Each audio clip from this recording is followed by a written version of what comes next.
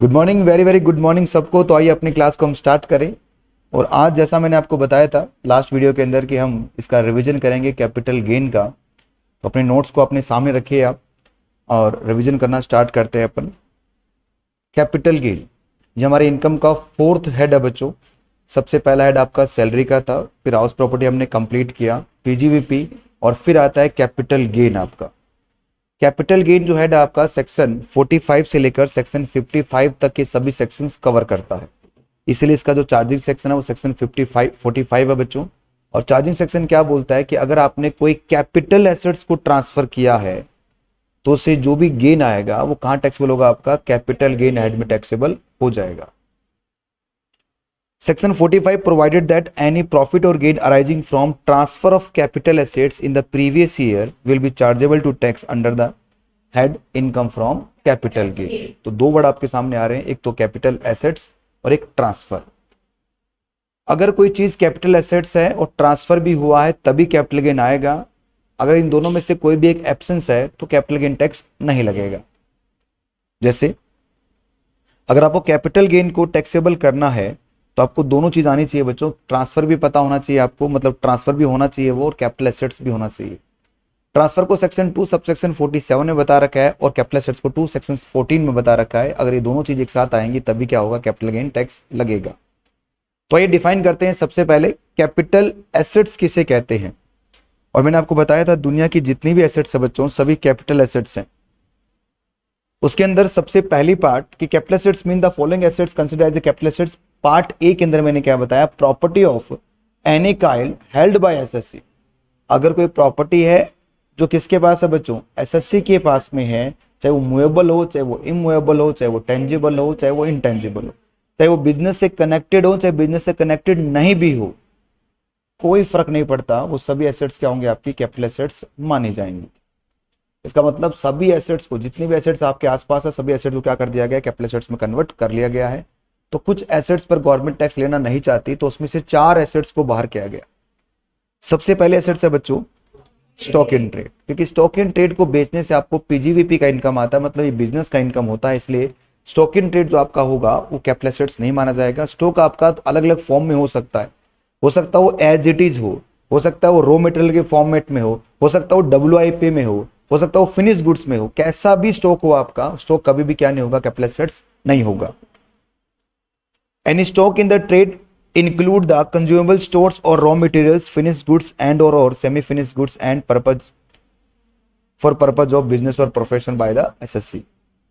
Point number 2 में लिखा है कि जितने भी आपके पर्सनल इफेक्ट्स हैं, जो भी पर्सनल प्रॉपर्टीज हैं आपकी, जैसे आपके कपड़े हैं, आपका चश्मा है, आपके जूते, आपका मोबाइल, आपका वॉलेट हो गया, वॉलेट में पैसा भी होता है बेटा, और उसके अलावा कार वगैरह, ये सब क्या आपकी पर्सनल एसेट्स हैं।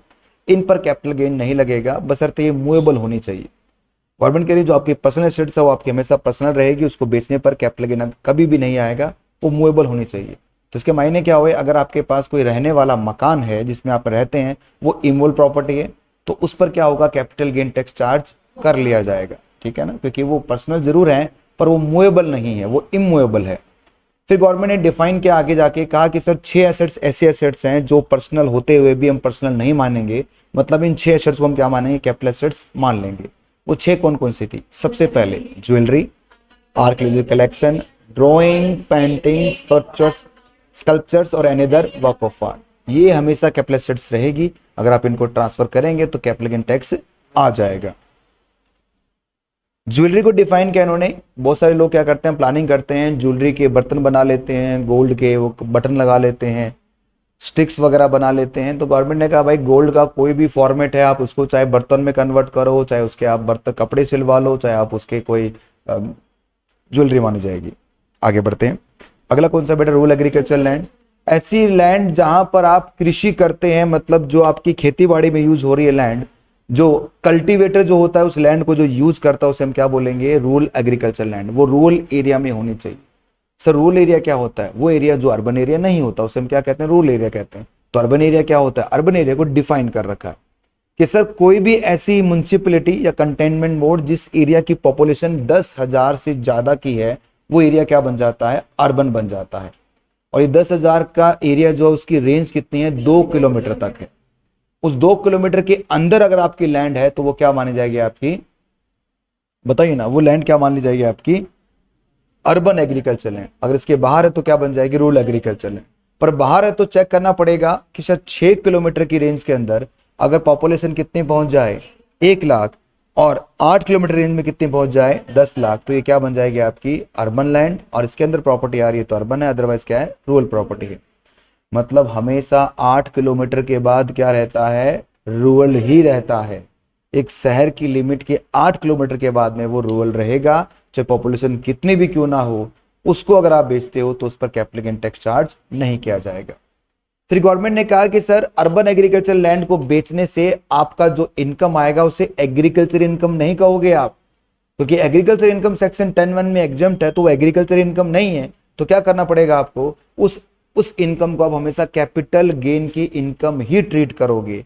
अर्बन एग्रीकल्चर लैंड को बेचने से जो भी इनकम आएगी वो एग्रीकल्चर इनकम नहीं है, क्योंकि एग्रीकल्चर इनकम तो एग्जम्प्ट होती है। उसे हम क्या कहेंगे हमेशा, बोलिए ना, उसे हम कैपिटल गेन की इनकम ही कहेंगे। अगला बच्चों गोल्ड बॉन्ड है, 3 टाइप के बना रखे हैं गोल्ड बॉन्ड के अंदर। पहला गोल्ड बॉन्ड है 6.5, दूसरा है special bearer bond issue by 1991, gold deposit bond issue by the capital gain under gold deposit scheme, gold monetisation scheme वगैरह वगैरह। फिर इसके अंदर ये जो 4 एसेट्स है बच्चों, इसे क्या नहीं कहेंगे हम, कैपिटल एसेट्स नहीं कहेंगे। इनके अलावा जितने भी एसेट्स है सब कैपिटल एसेट्स है, ठीक है।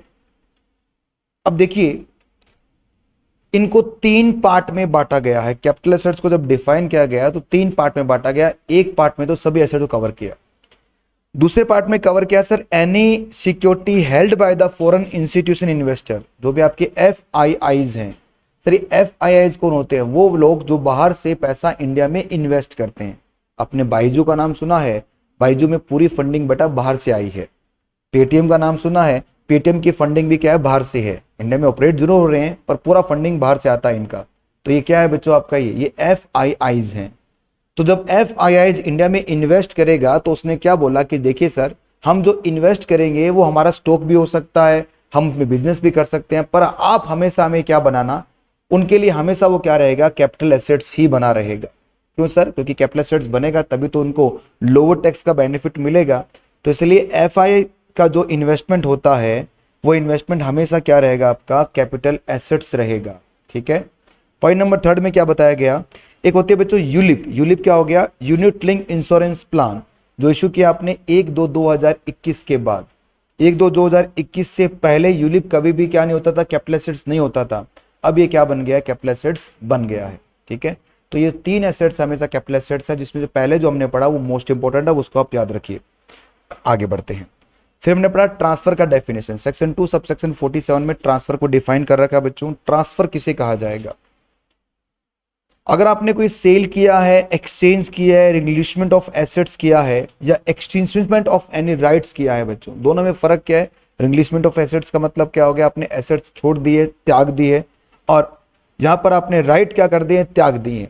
किसी प्रॉपर्टी पर आपके राइट थे तो आपने क्या कर दिया, उसको त्याग दिया। राइट का मतलब क्या हो गया, जैसे इमोल प्रॉपर्टीज होती है उनके लिए राइट्स होते हैं बच्चों। ये प्रॉपर्टी आप कहाँ छोड़ के चले जाओगे, जैसे मान लो आपके पास प्लॉट है, मैंने प्लॉट छोड़ दिया। अरे छोड़ दिया मतलब तू जा वहां से, प्लॉट तो वहीं रहेगा ना। पर आपको मान लीजिए आपके पास कोई एसेट, आपके पास गोल्ड है, कोई नेकलेस आपने निकाल के से फेंक दिया नदी के अंदर कि नहीं आज से मेरा ये, तो उसे हम क्या बोलेंगे, रिलीशमेंट ऑफ एसेट्स बोल देंगे, ठीक है ना। फिर बोला कंपल्सरी एक्विजिशन कर लिया अगर आपकी प्रॉपर्टी को कोई लॉ के अंदर, या फिर क्या हुआ बच्चों कि किसी कैपिटल एसेट्स को आपने कन्वर्ट कर लिया किसके अंदर, स्टॉक इन ट्रेड के अंदर, या मैच्योरिटी हो गई है जीरो कूपन बॉन्ड की, या possession of immovable property is given in the consideration of part performance of contract. एक JDA नाम का टॉपिक हमने पढ़ा था, जॉइंट डेवलपमेंट एग्रीमेंट, वो इसी का मतलब है। और there were the certain transactions which are the effect of the transferring of immovable property, enjoyment of immovable property. अगर आपने कोई ट्रांजेक्शंस किया है जिससे आपकी इमोल प्रॉपर्टी क्या हो रही है, ट्रांसफर हो रही है, तो इन सबको क्या करोगे आप, ट्रांसफर में डिफाइन कर लोगे। आगे बढ़ते हैं। कैपिटल गेन बच्चों आपके 2 टाइप के होते हैं, एक होता है आपका लॉन्ग टर्म कैपिटल गेन, एक होता है आपका शॉर्ट टर्म कैपिटल गेन। अगर आपने लॉन्ग टर्म कैपिटल एसेट्स को ट्रांसफर किया है तो क्या आएगा, लॉन्ग टर्म कैपिटल गेन, और आपने शॉर्ट टर्म कैपिटल एसेट्स को ट्रांसफर किया तो क्या आएगा, शॉर्ट टर्म कैपिटल गेन। जो आपका लॉन्ग टर्म कैपिटल गेन है बच्चों और शॉर्ट टर्म कैपिटल गेन है, वो शॉर्ट टर्म और लॉन्ग टर्म कैपिटल एसेट को ट्रांसफर करने से आता है। सर कैसे पता चलता है एसेट्स कोई लॉन्ग टर्म है या शॉर्ट टर्म है? उसकी पीरियड ऑफ होल्डिंग से।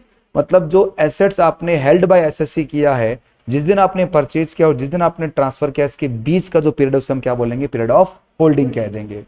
अगर ये period of holding certain period से ज्यादा है तो ये लॉन्ग टर्म हो जाएगा, सर्टेन पीरियड तक है तो क्या रहेगा? शॉर्ट टर्म रहेगा। सर्टेन पीरियड क्या है बच्चों? आइए बात करते हैं। अगर ये जो एसेट्स आपकी वो शेयर्स हैं, इक्विटी शेयर्स है जो लिस्टेड है किसके अंदर? एनएससी बीएससी के अंदर, तो 12 महीने तक तो क्या रहेगा? ये शॉर्ट टर्म, और 12 महीने के बाद क्या बन जाएगा? Long term. Zero coupon bond हो गया आपका, ये भी क्या देखना है आपको? 12 महीना देखना है। या फिर इक्विटी ओरिएंटेड फंड जो होते हैं आपके, वो भी कितना देखना है आपको? 12 महीना देखना है। इमूवेबल प्रॉपर्टी और अनलिस्टेड शेयर्स के लिए कितना देखना है? 24 महीना। डेट ओरिएंटेड फंड के लिए कितना देखना है आपको? 36 मंथ। या कोई भी एसेट्स या unlisted security other than shares, मतलब डिवेंचर्स हो गए या प्रेफरेंस शेयर्स हो गए, उनके लिए क्या देखोगे आप? 36 मंथ। और अदर एसेट्स के लिए क्या होगा आपका? 36 मंथ रहेगा। कैपिटल गेन की कंप्यूटेशन कैसे बनती है? सबसे पहले क्या लेना है आपको? Full value of consideration. इसमें से क्या माइनस करोगे आप?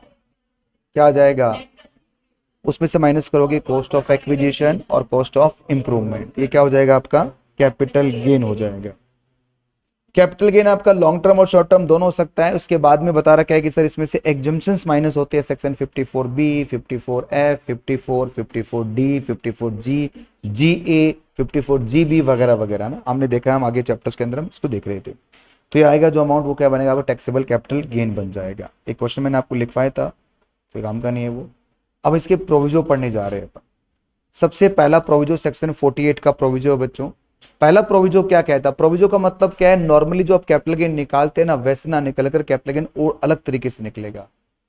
तो प्रोविजो क्या बोलता है बच्चों? फर्स्ट प्रोविजो कि अगर आप एक नॉन रेजिडेंट है और आपने इंडियन कंपनी के शेयर्स या डिवेंचर्स में इन्वेस्टमेंट किया है, और उस इन्वेस्टमेंट से जो भी गेन आएगा आप कैसे निकालोगे उसको? आप फॉरेन करेंसी में ही निकालोगे, फिर उसे रिकन्वर्ट किस में करोगे? Indian currency. फिर सुन लीजिए, आप एक नॉन रेजिडेंट है और आपने इंडियन कंपनी के शेयर्स या डिवेंचर्स के अंदर इन्वेस्ट किया है फॉरेन करेंसी के अंदर, तो आपका जो कैपिटल गेन है वो कैपिटल गेन भी कैसे निकलेगा? आपका फॉरेन करेंसी में ही निकाला जाएगा। उसे रिकन्वर्ट किस में करोगे आप?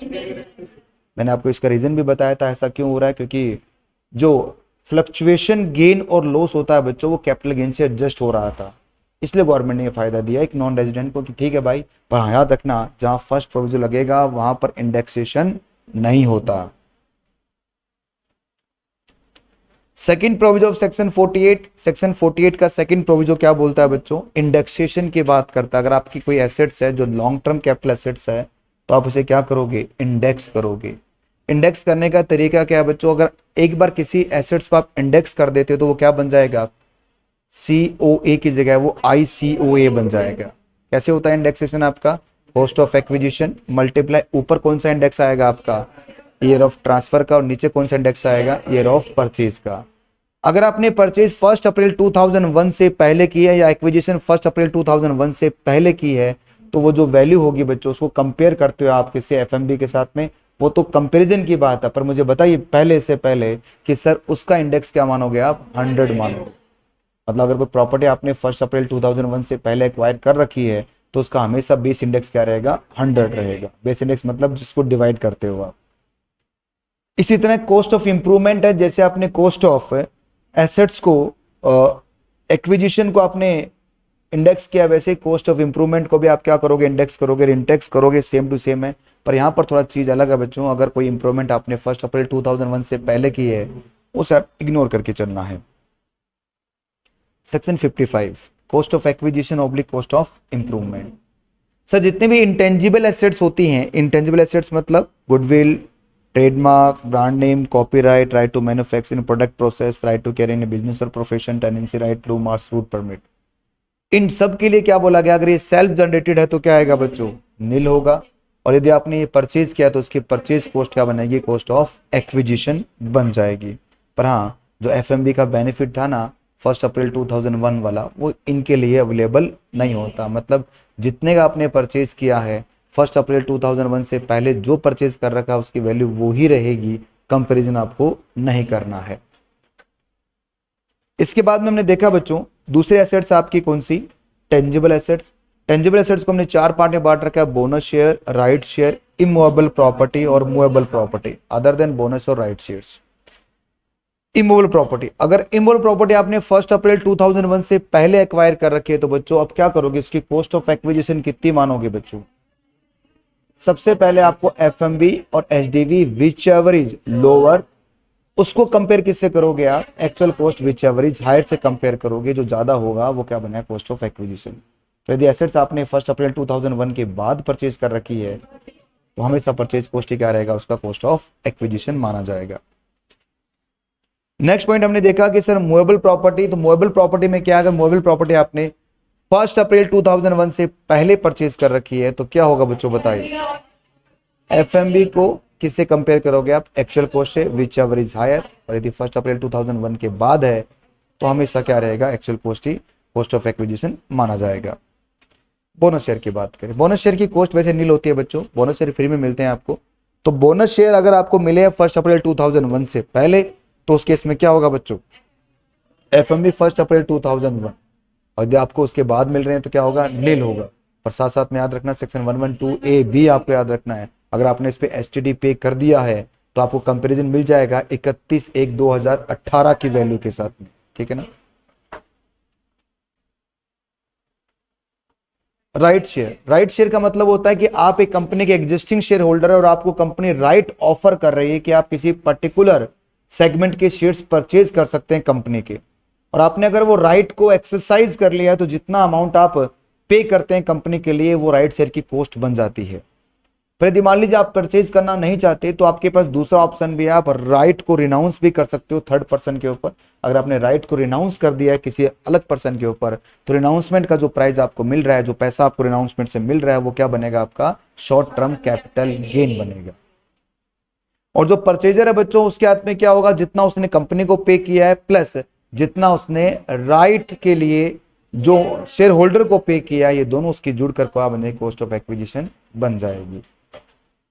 Cost of improvement same to same बात है बच्चों, 1 अप्रैल 2001 से पहले की कॉस्ट ऑफ इंप्रूवमेंट और उसके बाद वाले क्या करना, कंसिडर हो जाएगी। पर याद रखना बच्चों, अगर कॉस्ट ऑफ इंप्रूवमेंट डन हुई है 1/4/2001 से पहले तो इग्नोर कर देना, 1/4/2001 के बाद में क्या होगी, कंसिडर हो जाएगी। पर कॉस्ट ऑफ इंप्रूवमेंट हमेशा नील रहेगी इंटेंजिबल केस के। इंटेंजिबल केस जितने भी आपकी गुडविल है, कॉपीराइट है, पेटेंट है, लू मार्क्स है, टेनेंसी राइट्स है, इन सब पर हमेशा क्या रहेगी, नील रहेगी। Next third provision of section 48 कि सर सभी लॉन्ग टर्म कैपिटल एसेट्स का इंडेक्सेशन होता है, पर यदि वो डिवेंचर या बॉन्ड है तो उसका इंडेक्सेशन नहीं होगा। पर दो ऐसे बॉन्ड है बच्चों जिनको थर्ड प्रोविजन से बाहर रखा गया है, मतलब उसका इंडेक्सेशन हो जाएगा। कौन कौन से है वो, कैपिटल इंडेक्स बॉन्ड और sovereign bond. Fifth provision section 48 का रुपी डिनोमिनेशन बॉन्ड, गवर्नमेंट कहती है कि अगर आपने रुपी डिनोमिनेशन बॉन्ड इशू किए हैं और एक नॉन रेजिडेंट ने उसमें इन्वेस्ट किया है तो नॉन रेजिडेंट को अगर रुपी की एप्रिसिएशन से कोई गेन हो रहा है तो उस पर कैपिटल गेन टैक्स चार्ज नहीं किया जाएगा। अगर रुपये के एप्रिसिएशन से कोई गेन हुआ है तो टैक्स नहीं होगा, पर रुपये अगर डेप्रिशिएट हो गया है तो उससे जो लॉस होगा उसको क्या कर दिया जाएगा, फ्यूचर के लिए उसे कैरी फॉरवर्ड कर सकते हो आप, और फ्यूचर में कभी प्रॉफिट आएगा तो उसमें से सेट ऑफ कर लेना। रुपी डिनोमिनेशन बॉन्ड पर भी क्या नहीं होता, इंडेक्सेशन नहीं होता। और पॉइंट नंबर 2 एग्जम्पशन इसको अवेलेबल नहीं रहेगी। Exemption not available in rupee denomination bond in transfer before maturity, अगर बिफोर मैच्योरिटी से पहले आपने उसको ट्रांसफर कर दिया है तो आपको जो एग्जम्पशन मिलती है रुपये की एप्रिसिएशन की वो नहीं मिलेगी। 6 प्रोविजन बात कहता है बच्चों, एसटीडी अगर आपने सेल करते समय पे किया, परचेज करते समय पे किया, सेल करते समय पे करोगे ट्रांसफर का पार्ट नहीं मानेंगे हम, परचेज करते समय पे करोगे तो कॉस्ट का पार्ट नहीं बनेगा। इन शॉर्ट एसटीडी को फुल्ली इग्नोर करते हैं हम कैपिटल गेन के अंदर।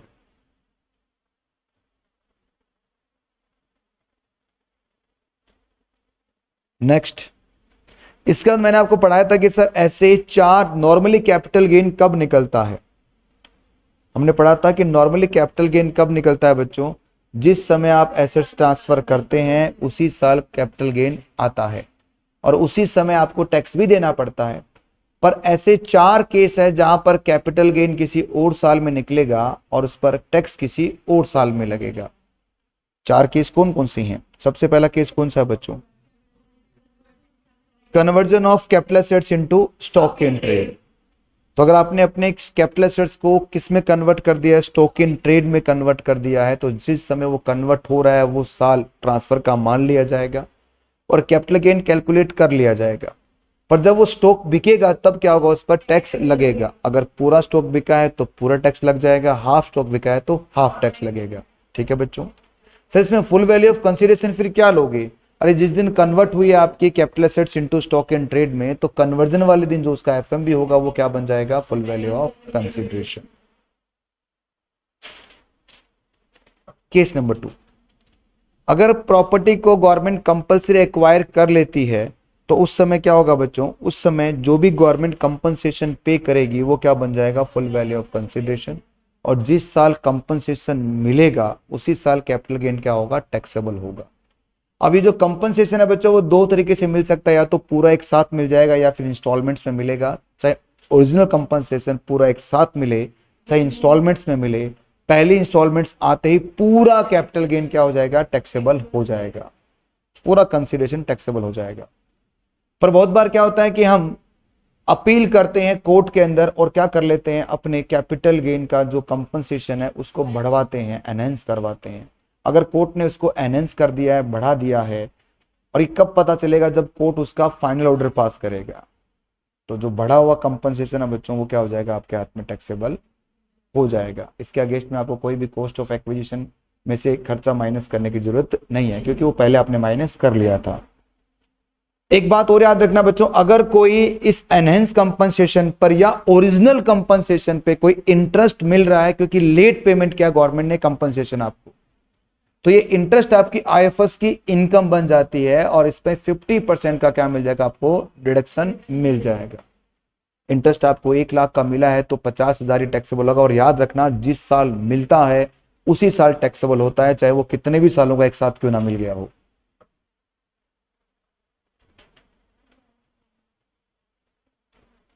Insurance claim.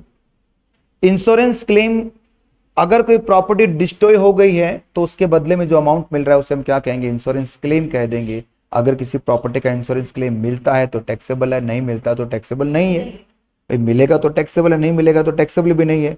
तो इंश्योरेंस क्लेम जो आपको मिला है बच्चों, अगर इंश्योरेंस क्लेम में पैसा मिला है तो पैसा बनेगा full value of consideration. Assets मिला है तो एसेट्स की जो एफएमबी है वो क्या बन जाएगा? Full value of consideration. जिस साल प्रॉपर्टी ट्रांसफर हुई है, मतलब डिस्ट्रॉय हुई है, यूजलेस हुई है, वो साल ट्रांसफर का माना जाएगा। और जिस साल प्रॉपर्टी पर आपको पैसा मिल रहा है वो क्या बनेगा? आपका इस साल का कैपिटल गेन, मतलब उस साल आपको कैपिटल गेन टैक्स देना पड़ेगा। Point number 4, joint development agreement. जब दो लोग मिलकर क्या करते हैं बच्चों? एक एग्रीमेंट में एंटर करते हैं जिसमें से एक व्यक्ति की तो लैंड है, दूसरे व्यक्ति क्या करेगा? उसको डेवलप करेगा। तो उस समय उसे जॉइंट डेवलपमेंट एग्रीमेंट कहेंगे। जब लैंड को ट्रांसफर किया जाता है उस समय कैपिटल गेन टैक्स नहीं लगेगा, और जब डेवलप लैंड उसको मिलेगी, मतलब बदले में जो फ्लैट्स वगैरह उसको मिल रहे हैं, उसका जो एसडीवी होगा वो क्या बन जाएगा? Full value of consideration.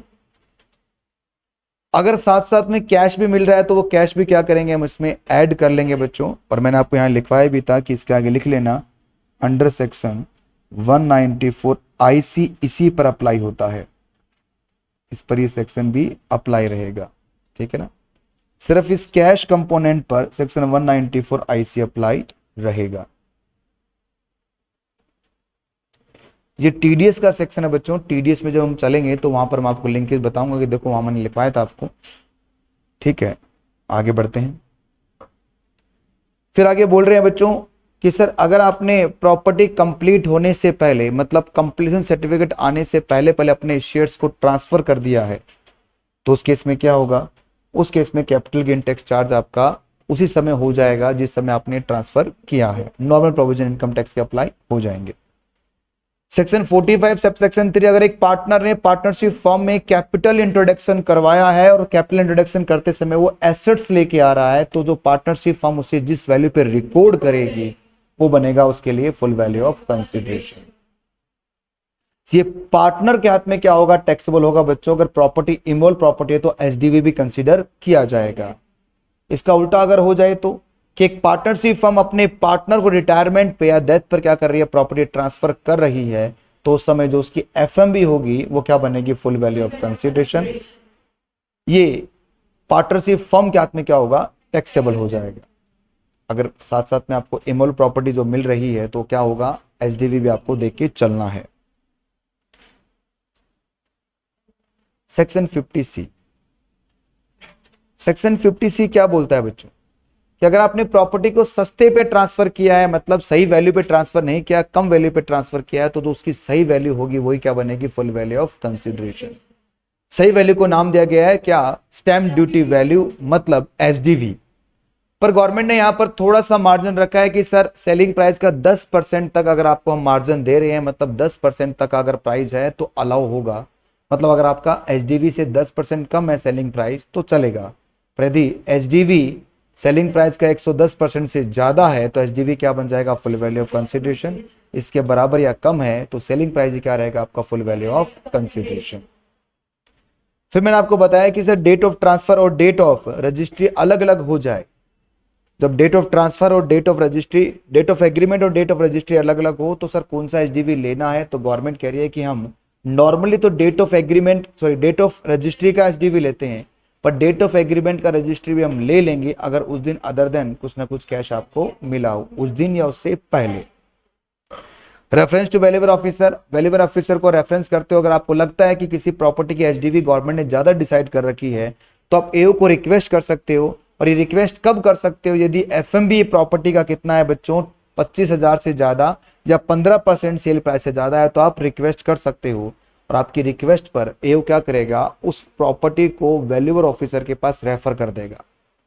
Valuer officer क्या करेगा, उस प्रॉपर्टी को जो रेफर हुई है उस प्रॉपर्टी को चेक करेगा और अपनी सही वैल्यू बताएगा। अगर वैल्यूएवर ऑफिसर की वैल्यू एचडीवी जो ओल्ड एचडीवी उससे ज्यादा आ जाए तो ओल्ड एचडीवी क्या बन जाएगा, full value of consideration. Valuer officer की वैल्यू अगर सेलिंग प्राइस से भी कम हो जाए तो सेलिंग प्राइस क्या बनेगा, फुल वैल्यू ऑफ कंसिडरेशन। अगर वैल्यूएवर ऑफिसर की वैल्यू एचडीवी और सेलिंग प्राइस के बीच में आ रही है तो वीओ की वैल्यू क्या होगी, full value of consideration. Section 50C कि सर जो भी अनकोटेड शेयर्स हैं उनका प्राइस क्या होगा, उसका एफएमबी ही क्या बनेगा, full value of consideration. Unquoted shares को क्यों होते हैं बेटा, जो अनलिस्टेड शेयर्स होते हैं, अनलिस्टेड शेयर्स की वैल्यू उनकी जो एफएमबी है, तो सर जब शेयर अनलिस्टेड है तो एफएमबी कैसे निकलेगा बच्चों, तो मैंने आपको सैलरी चैप्टर में पढ़ाया भी था कि एक मर्चेंट बैंकर होता है जो आपके ऑर्गेनाइजेशन में आएगा और आपकी कंपनी का सही प्राइस बता के जाएगा। अभी तो अपने एफएम में पढ़ते हो किसी पर्टिकुलर कंपनी के शेयर्स की वैल्यू निकालना, ईपीएस एमपीएस निकालते हो ना, यही होता है बेटा, यही करते हैं लोग और सही वैल्यू निकाल देते हैं। सेक्शन डी क्या बोलता है बेटा, 50D एक्सचेंज का केस, जब आप वैल्यू डिसाइड नहीं कर पा रहे, मतलब जो भी कंसिडरेशन है ना तो वो मनी में है ना ही वो अदर टर्म में है, तो उस केस में जो भी बदले में आपको मिल रहा है उसका जो एफएमबी होगा वो क्या बन जाएगा, फुल वैल्यू ऑफ कंसिडरेशन। क्योंकि कंसिडरेशन की डेफिनेशन में हमने देखा था क्विड प्रोको होता है बच्चों, समथिंग इन रिटर्न, जो बदले में आपको मिलता है वो क्या बनता है आपका, फुल वैल्यू ऑफ कंसिडरेशन मान लिया जाएगा। एडवांस मनी फॉरफिटेड, जब एक प्रॉपर्टी परचेज करते समय आप कोई एडवांस देते हैं और सामने वाला आपके एडवांस मनी को फॉरफिट कर लेता है तो उसका ट्रीटमेंट क्या होगा, देखना पड़ेगा। सर ये फॉरफिट हुआ कब है, 1 अप्रैल 2014 से पहले हुआ है तो कॉस्ट में से माइनस कर दिया जाएगा। याद रखना बिफोर इंडेक्सेशन माइनस करना है, इसको माइनस करने के बाद जो बचेगा उसको इंडेक्सेशन करोगे आप। और यदि 1 अप्रैल 2014 के बाद है तो बेटा हमेशा क्या बनेगा, आईएफएस के इनकम बन जाएगा, ये आईएफएस में टैक्सेबल हो जाएगा। पर एक जो सबसे शानदार बात आपको देखनी थी वो क्या थी कि जो प्रेजेंट ऑनर होगा, जो प्रॉपर्टी बेच रहा है, केवल ट्रीटमेंट उसके हाथ में ही रहेगा। ए ने प्रॉपर्टी बी को गिफ्ट की, बी ने प्रॉपर्टी सी को गिफ्ट की, सी ने प्रॉपर्टी डी को गिफ्ट की, ए बी सी तीनों ने क्या किया, एडवांस मनी फॉरफिट कर रखा है, तो उस केस में ना ए का ना बी का कंसीडर किया जाएगा, सिर्फ सी का ही कंसीडर किया जाएगा। स्लम सेल, जब आप इंडिविजुअल एसेट्स पर वैल्यू असाइन न करके आप पूरी की पूरी प्रॉपर्टी एक साथ ट्रांसफर करते हैं, उसे हम क्या कहते हैं, स्लम सेल कह देते हैं। स्लम सेल का क्या ट्रीटमेंट है बच्चों, स्लम सेल आपके हाथ में टैक्सेबल रहेगा।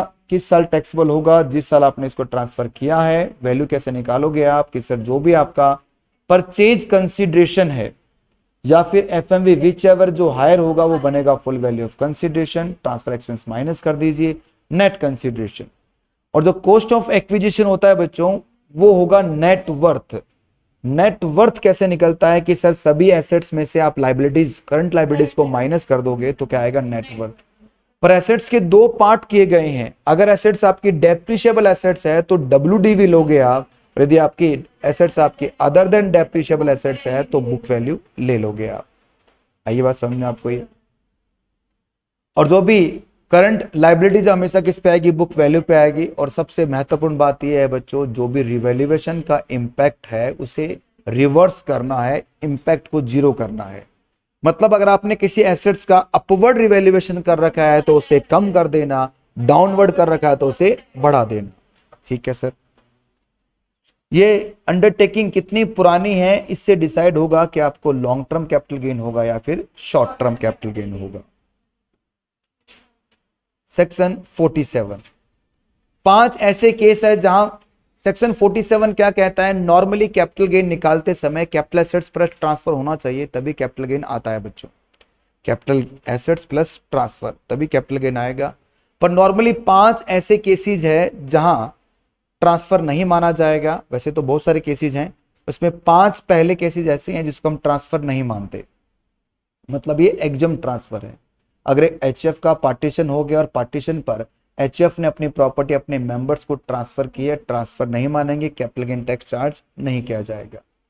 अगर कोई प्रॉपर्टी आपने विल में, गिफ्ट में या इनहेरिटेंस में प्रॉपर्टी आपको मिल रही है वो भी क्या नहीं होगा बच्चों, ट्रांसफर नहीं माना जाएगा। और इसके बाद में लिखा हुआ है कि सर अमेलगामेशन के केस के अंदर जब एक कंपनी दूसरी कंपनी में जाती है या 2 कंपनियां एक नई कंपनी बनाती है तो ओल्ड कंपनी अपनी सभी एसेट्स को किसको ट्रांसफर करती है, नई कंपनी को। उस पर भी अमेलगामेशन के केस में ट्रांसफर नहीं माना जाएगा। और सबसे लास्ट में एक होल्डिंग कंपनी ने सब्सिडरी कंपनी को या सब्सिडी कंपनी ने होल्डिंग कंपनी को कोई एसेट्स ट्रांसफर किया है तो उसे ट्रांसफर नहीं मानेंगे हम, कैपिटल गेन टैक्स चार्ज नहीं किया जाएगा। बट जब इस प्रॉपर्टी को आगे बेचा जाएगा तो इस प्रॉपर्टी की कॉस्ट ऑफ एक्विजिशन क्या होगी, जो प्रीवियस ऑनर की कॉस्ट है। मैंने आपको प्रॉपर्टी गिफ्ट किया, आगे प्रॉपर्टी आपने बेच दी है, तो आप जब प्रॉपर्टी बेचोगे तो आपकी कॉस्ट क्या होगी, क्योंकि आपको तो प्रॉपर्टी गिफ्ट में मिली है तो क्या फ्री होगी क्या, नहीं सर, फ्री नहीं है। मेरी जो कॉस्ट होगी वो आपकी कॉस्ट बन जाएगी, बशर्ते आपके हाथ में सेक्शन 56(2)(10) अप्लाई नहीं था। अगर आपके हाथ में सेक्शन 56(2)(10) अप्लाई था तो फिर आपकी कॉस्ट तो कॉस्ट बनी जाएगी, क्योंकि उस पर आप क्या टैक्स पे कर ही रहे हो। याद करो गिफ्ट का सेक्शन बीच में आया था यहां पर। इसका कॉस्ट ऑफ इंप्रूवमेंट जो प्रीवियस ओनर का है और जो करंट ओनर का है दोनों का हम कंसिडर करके चलेंगे। पीरियड ऑफ होल्डिंग के लिए 2 बातें थी बच्चों, या तो वो क्या थी, या तो करंट ओनर का देख लोगे आप, मतलब assets held by the assessee से ले लोगे आप जब प्रॉपर्टी मिली थी उससे, या फिर क्या था बच्चों इसके अंदर मंजुला जेशा, ना ये मंजुली का है, याद रखना ये मंजुला जेशा है बच्चों। मंजुला जेशा केस लग जाएगा जिसमें आप पीरियड ऑफ होल्डिंग भी कहां से लोगे, सॉरी पीरियड ऑफ होल्डिंग का मतलब आप इंडेक्सेशन भी कहां से करोगे, प्रीवियस ओनर से करोगे। एक क्वेश्चन हमने किया था जेठालाल दया और दया की जो फ्रेंड थी बबीता, हाँ जी क्या करती है वो, बहुत बढ़िया बात, आगे बढ़ते हैं। इसके बाद में अगला हमारा जो टॉपिक चल रहा है बच्चों उसमें आपको देखना है कि सर रेट क्या है कैपिटल गेन के। कैपिटल गेन में 3 तरह के सेक्शन है बच्चों, सेक्शन 112A, सेक्शन 112, 111A और इसके बाद में ये नॉर्मल है short term capital gain. Short term capital gain 111 में आता है बच्चों, 111A में नहीं आता, 111 में आता है। अब देखो long term capital gain transfer of assets STD note paid.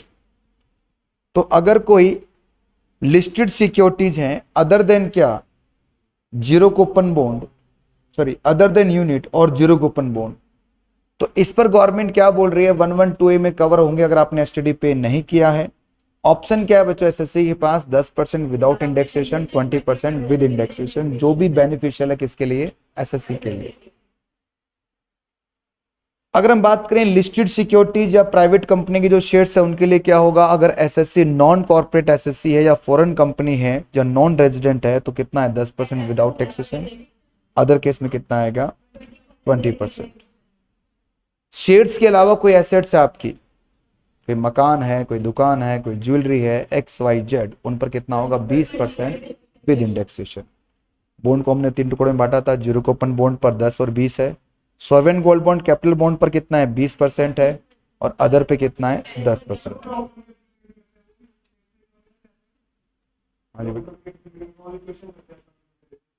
हाँ, नोट पढ़िए पहला, no deduction under section 80C से लेकर 80U आपको अवेलेबल रहेगा। सेक्शन 112 के अगेंस्ट में आपको 80C से 80U नहीं मिलेगा।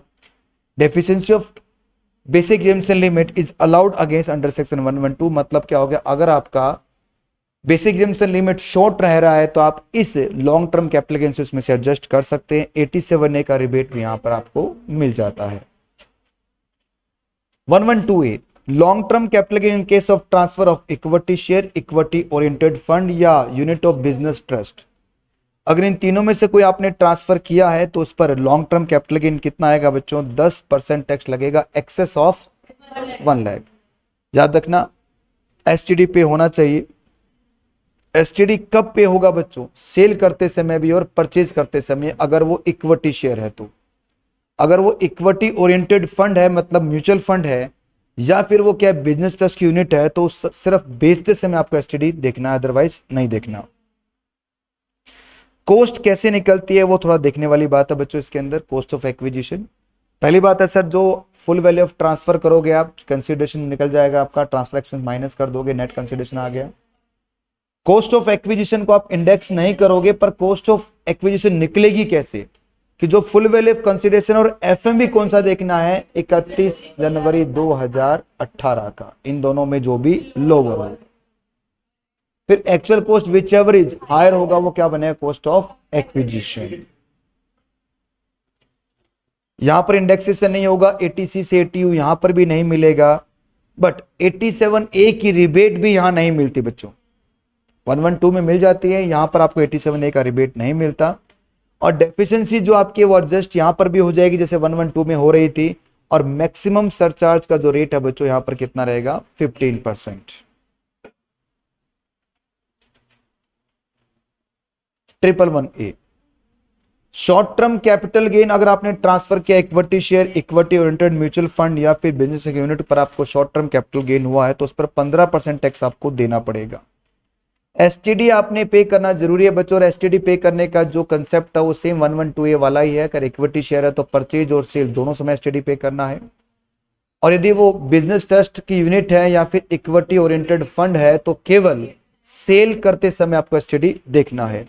बेसिक एग्जामिनेशन लिमिट यहां भी एडजस्ट हो जाएगी, 87A का रिबेट यहां मिल जाएगा आपको, पर 80C से 80U की रिडक्शन यहां पर भी आपको नहीं मिलेगी।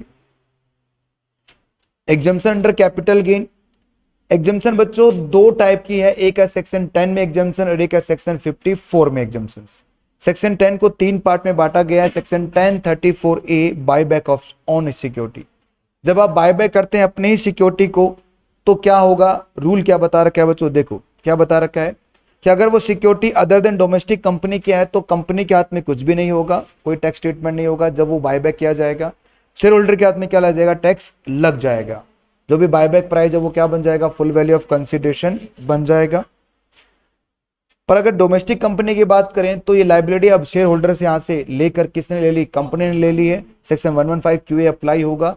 डिस्ट्रीब्यूटेड इनकम पर ये टैक्स लगाया जाएगा बच्चों। कितना टैक्स लगेगा, 23.296%, 20% टैक्स है, 12% सरचार्ज और 4% सेस है। सही, डिस्ट्रीब्यूटेड इनकम क्या होती है, issue price minus buyback price. पर शेयर होल्डर के हाथ में सेक्शन 1034A के अंदर क्या कर देंगे, इसे एग्जम्प्ट कर देंगे। सेक्शन 1034 जो आपका है वो बता रखा है compulsory acquisition of urban agriculture land. अगर अर्बन एग्रीकल्चर लैंड को कंपल्सरी एक्वायर किया है बच्चों, और वो अर्बन एग्रीकल्चर लैंड उस पर आप 2 साल पहले तक खेतीबाड़ी कर रहे थे, आपकी फैमिली का कोई मेंबर खेतीबाड़ी कर रहा था, और ये कंपल्सरी एक्विजिशन हो रही है, और इंडिविजुअल और एचएफ इसका मालिक है मतलब ऑनर है, और ये 1 अप्रैल 2004 के बाद हुआ ये काम, तो ऑटोमेटिकली सेक्शन 1034 एक्टिव हो जाएगा। जो भी कंपनसेशन आपको मिलेगा वो सारा क्या रहेगा, एग्जम्प्ट रहेगा। अगर रूरल एग्रीकल्चर लैंड होता तो बेटा rural agriculture land capital assets ही नहीं होता, तो उस पर कैपिटल गेन तो वैसे भी नहीं आएगा। फिर बात करते हैं अपन रिवर्स मॉर्गेज की। रिवर्स मॉर्गेज क्या था बच्चों आपका, कि अगर आप एक सीनियर सिटीजन है और आपके पास एक हाउस प्रॉपर्टी जो आपने क्या कर रखा है, गवर्नमेंट को मतलब बैंक को मॉर्गेज करवाई है, बदले में बैंक आपको जो भी अमाउंट पे करेगा वो एग्जम्प्ट रहेगा आपके हाथ में, और जो आपने ट्रांसफर की प्रॉपर्टी उस पर कैपिटल गेन टैक्स चार्ज नहीं किया जाएगा। नेक्स्ट है बच्चों सेक्शन 54। सेक्शन 54 क्या बोलता है? सेक्शन 54 कहता है कि अगर आपको अपने लॉन्ग टर्म कैपिटल एसेट्स जो आपके रेजिडेंशियल हाउस प्रॉपर्टी है उसको बेचने पर कैपिटल गेन हुआ है तो करना क्या है, आपको एक नया हाउस परचेज करना है रेजिडेंशियल हाउस प्रॉपर्टी। कब तक परचेज करना है? -1 +2 +3। +3 में क्या है बच्चों? कंस्ट्रक्शन है। कैपिटल गेन अकाउंट स्कीम में एप्लीकेबल रहेगी, मतलब अगर आपने पैसा रिटर्न फाइलिंग की ड्यू डेट तक जमा नहीं करवाया है तो आप कैपिटल गेन अकाउंट स्कीम में जमा करवा सकते हैं, तो भी आपको एग्जम्पशन मिल जाएगी। एग्जम्पशन कितनी मिलेगी? जितने का आपने नया हाउस परचेज किया या फिर आपका कैपिटल गेन है विच एवरेज जो भी लोअर होगा उतना एग्जम्पशन आपको मिल जाएगी। अगर कैपिटल गेन अकाउंट स्कीम में जमा कराया है तो वो भी इसमें कंसिडर कर लिया जाएगा। नेक्स्ट पॉइंट में बता रखा है कि सर अगर आपने नए हाउस जो आपने परचेज किया उसको बेच दिया है 3 साल के अंदर अंदर, तो उसकी जो कॉस्ट ऑफ एक्विजिशन है उसमें से जितना सेक्शन 54 में आपने एग्जम्पशन ले लिया था वो माइनस कर दिया जाएगा। Section 54F। सेक्शन 54F क्या बोलता है बच्चों, कि अगर आप कोई भी एसेट्स बेचते हैं और बदले में क्या लेके आते हैं? रेजिडेंशियल हाउस लेते हैं, तो उस केस में कब तक परचेज करना है? -1 +2 +3 में उसको परचेज करना है बच्चों। कैपिटल गेन कितना एग्जम्प्ट होगा? Long term capital gain multiply amount invested divided by net consideration. मैंने बताया था जो नेट कंसिडरेशन उसको पूरा अप्लाई कर दोगे आप तो पूरा कैपिटल गेन क्या हो जाएगा? आपका एग्जम्प्ट हो जाएगा। इस मकान को अगर आपने 3 साल के अंदर अंदर बेच दिया है तो जितना कैपिटल गेन आपका पहले एग्जम्प्ट हुआ था उतना क्या होगा? टैक्सेबल हो जाएगा।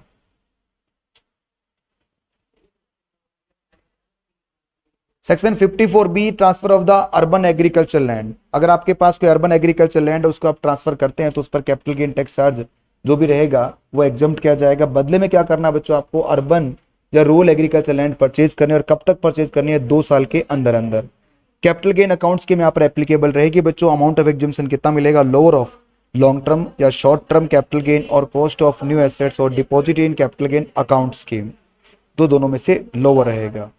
अगर आपने इसको विद इन 3 ईयर के अंदर बेच दिया है बच्चों तो क्या होगा? अगर जो आपने बदले में प्रॉपर्टी परचेज की थी वो क्या थी? रूरल एग्रीकल्चर लैंड, तो कोई टैक्स नहीं होगा। पर यदि आपने जो बदले में परचेज किया वो क्या था? अर्बन एग्रीकल्चर लैंड, तो क्या होगा बच्चों? जितना कैपिटल गेन आपका पहले सेक्शन 54B में एग्जम्प्ट हुआ था उतना क्या होगा? कॉस्ट में से कम कर दिया जाएगा। सेक्शन 54EC है इन्वेस्टमेंट इन सर्टेन बॉन्ड। मतलब आपने अगर कैपिटल गेन आपको हुआ है, लॉन्ग टर्म कैपिटल गेन हुआ है लैंड एंड बिल्डिंग को बेचने से, और आपने क्या किया बच्चों? इन्वेस्ट किया सर्टेन बॉन्ड। किन के अंदर? नेही के अंदर, RECL के अंदर, PFC मतलब पावर फाइनेंस कॉर्पोरेशन, और IRFC मतलब इंडियन रेलवे फाइनेंस कॉर्पोरेशन। 6 महीने के अंदर अंदर आपको बॉन्ड परचेज करने हैं तो अब वो कैपिटल गेन क्या हो जाएगा? आपका एग्जम्प्ट हो जाएगा। कितना एग्जम्प्ट होगा? मैक्सिमम 50 लाख। ठीक है। 54D था बच्चों। डी के अंदर आप ट्रांसफर करते हैं अपनी इंडस्ट्रियल अंडरटेकिंग को गवर्नमेंट कंपल्सरी एक्वायर कर रही है, बदले में क्या करना पड़ेगा आपको? नई अंडरटेकिंग में लैंड एंड बिल्डिंग परचेज करनी है। कब तक परचेज करनी है बच्चों?